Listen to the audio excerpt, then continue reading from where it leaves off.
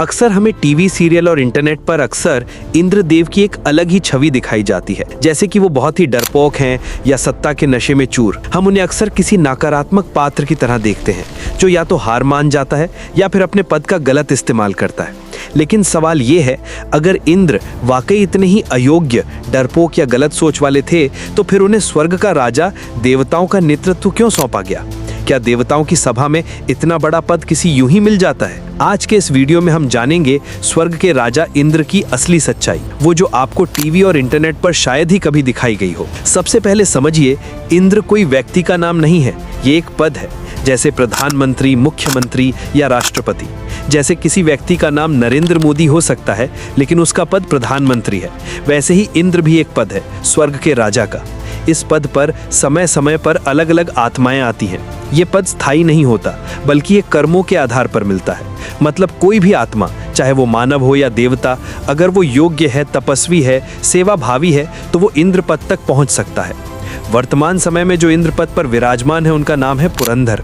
लेकिन क्या आप जानते हैं, पुरंदर भी पहले हमारी तरह ही एक सामान्य मानव थे।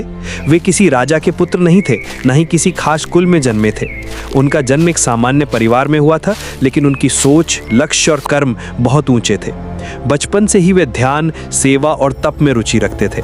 जब उनके मित्र भौतिक सुखों में लगे रहते, तब वे जंगलों में तपस्या करते।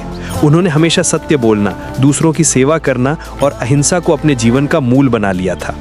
एक कथा के अनुसार जब उनके गांव में भीषण अकाल पड़ा तो पुरंदर ने अपने पास की सारी संपत्ति, अनाज और धन जरूरतमंदों में बांट दिया। स्वयं कई दिनों तक भूखे रहे, पर किसी को भूखा सोने नहीं दिया। ये त्याग, सेवा और दान उनकी आत्मा को दिव्यता के निकट ले गया। बाद में उन्होंने हिमालय की गुफाओं में 12 वर्षों तक तप किया। सूर्य, चंद्र, वायु और ब्रह्मा, विष्णु, महेश सभी की उपासना की। वर्षा, बर्फ और तेज गर्मी, किसी मौसम में उन्होंने तप नहीं छोड़ा। उनकी भक्ति और संकल्प देखकर स्वयं देवताओं ने उन्हें आशीर्वाद दिया और स्वर्ग के राजा यानी इंद्र के पद के लिए चुना। लेकिन एक समय ऐसा भी आया जब भगवान श्री कृष्ण ने गोवर्धन पूजा की शुरुआत की। उन्होंने ब्रजवासियों से कहा कि इंद्र की जगह गोवर्धन पर्वत की पूजा की जाए। ये बात इंद्र को सहन नहीं हुई। उन्हें लगा कि उनका अपमान हुआ है और उन्होंने गुस्से में मूसलधार बारिश करवाई। लेकिन अंत में भगवान श्री कृष्ण ने अपने अंगूठे पर गोवर्धन पर्वत उठाकर सभी की रक्षा की। ये कोई हार नहीं थी, बल्कि भगवान की लीला थी, इंद्र को ये सिखाने के लिए कि नेतृत्व का अर्थ घमंड नहीं, सेवा है। अब सोचिए, क्या कोई डरपोक व्यक्ति स्वर्ग की रक्षा कर सकता है? एक समय ऐसा आया जब स्वर्ग पर एक भयंकर दानव ने आक्रमण किया। सारे देवता पीछे हट गए, देवसेना हारने लगी थी। लेकिन इंद्र यानी पुरंदर अकेले युद्ध भूमि में डटे रहे। उन्होंने अपने पराक्रम, बुद्धि और साहस से उस राक्षसी को पराजित किया। इंद्र ने साबित किया कि वो केवल इस पद के अधिकारी ही नहीं, बल्कि सच्चे योद्धा और रक्षक भी हैं। इंद्र का कार्य सिर्फ वर्षा कराना नहीं है, इंद्र पूरे स्वर्ग के शासक हैं। उनके अधीन काम करते हैं अन्य लोकपाल, अग्नि, वरुण, वायु, यमराज, सूर्य, चंद्र आदि। इंद्र पद पाना कोई छोटी बात नहीं है। इसके लिए आत्मा को 10 इंद्रियों पर विजय पाना होती है, मोह, माया और कामनाओं से ऊपर उठना होता है।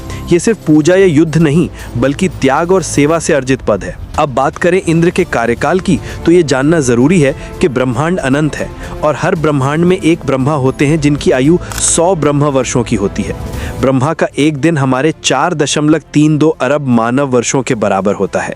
हर ब्रह्मा दिन में 14 मनवंतर होते हैं और हर मनवंतर में एक नया इंद्र नियुक्त होता है। अब आप सोचेंगे कि मनवंतर क्या होता है, तो 71 महायुगों को मिलाकर एक मनवंतर कहा जाता है। और एक महायुग में होते हैं 4 युग, सत्ययुग, त्रेता युग, द्वापर युग और कलयुग। अब आप स्वयं अनुमान लगा लीजिए कि ब्रह्मा के एक दिन में कितने कलयुग आते हैं और चले जाते हैं। एक ब्रह्मा वर्ष में 360 दिन होते हैं, तो 50 ब्रह्मा वर्ष गुना 360 दिन गुना 14 मनवंतर बराबर कुल 2,52,000 इंद्र अब तक आ चुके हैं और जा चुके हैं। पिछले मनवंतर में इंद्र का नाम था मनोजव। अब सबसे जरूरी बात, इंद्र बनने के लिए देवता होना जरूरी नहीं।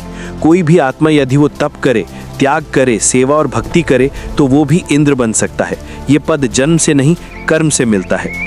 इंद्र से जुड़ी एक और गहरी कथा है, वृतासुर युद्ध।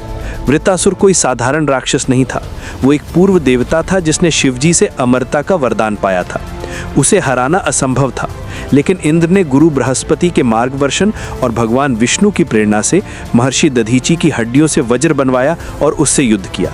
अंत में वो विजयी हुए, लेकिन वृतासुर ने मरते समय कहा, हे इंद्र, तुम विजयी हो गए, लेकिन याद रखना, पद से बड़ा धर्म है और धर्म से बड़ा त्याग।